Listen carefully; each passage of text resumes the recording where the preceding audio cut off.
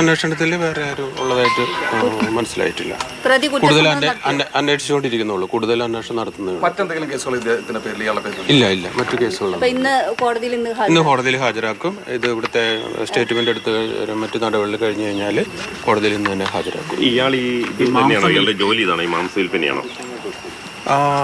അല്ല, ടിയാനെ ചോദ്യം ചെയ്തുകൊണ്ടിരിക്കുന്നേ ഉള്ളൂ. മുന്നത്തെ ഉള്ളതായിട്ടൊന്നും പറഞ്ഞിട്ടില്ല. മറ്റു കേസുകളൊന്നും ഇതുപോലെ ഉണ്ടായിട്ടില്ല. കൂടുതൽ വകുപ്പ് ഉൾപ്പെടുത്തുക അങ്ങനെ എന്തെങ്കിലും ഉണ്ടാവും? അത് പിന്നീട് അന്വേഷണത്തിൽ അവരുടെ റിപ്പോർട്ട് വാങ്ങിച്ചതിന് ശേഷം കൂടുതൽ നടപടി. നേരത്തെ ഇത്തരത്തിൽ കെണി വെച്ചിരുന്ന എന്തെങ്കിലും മൊഴിയുണ്ടോ പ്രതിഭാഗം? ഇല്ല അങ്ങനെ ഒന്നും പറഞ്ഞിട്ടില്ല. ഇയാൾ കുറ്റസമ്മതം നടത്തിയിട്ടുണ്ട്. ഈ ഇതിൽ കൂടുതൽ പ്രതികളുണ്ടോ ഈ കേസിൽ? ഇല്ല, ഇതുവരേക്കും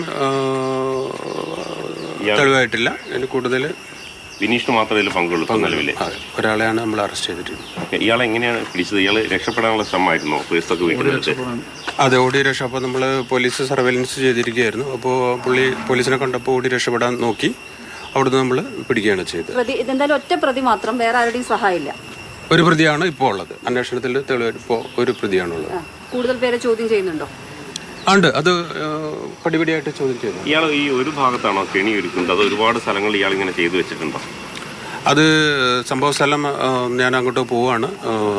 പരിശോധിച്ചിട്ടേ പറയാൻ പറ്റുള്ളൂ. ഈ ഫോൺ കോൾ CDR പരിശോധിക്കുന്നുണ്ടോ? പരിശോധിക്കുന്നുണ്ട്.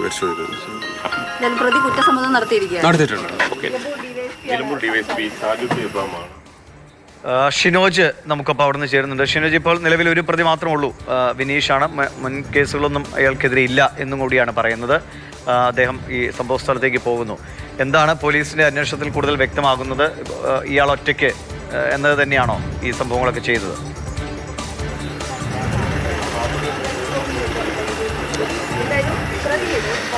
ദിവിഷ, നിലവിൽ പോലീസിന്റെ പ്രാഥമികമായ അന്വേഷണത്തിലുള്ള നിഗമനം എന്ന് പറയുന്നത് ഈ പ്രതി ഒറ്റയ്ക്ക് തന്നെയാണ് ഈ ചെയ്തത് എന്നാണ് പോലീസിന്റെ നിലവിലെ കണ്ടെത്തൽ എന്ന് പറയുന്നത്. രണ്ടുപേരെ പോലീസ് കസ്റ്റഡിയിൽ എടുത്തിട്ടുണ്ടായിരുന്നു. വിനീഷും ഒപ്പം വിനീഷിന്റെ സുഹൃത്തും ആയിട്ടുള്ള കുഞ്ഞു മുഹമ്മദ്, രണ്ടുപേരാണ് നിലവിൽ പോലീസ് ഇന്നലെ രാത്രി തന്നെ കസ്റ്റഡിയിൽ എടുത്തത്.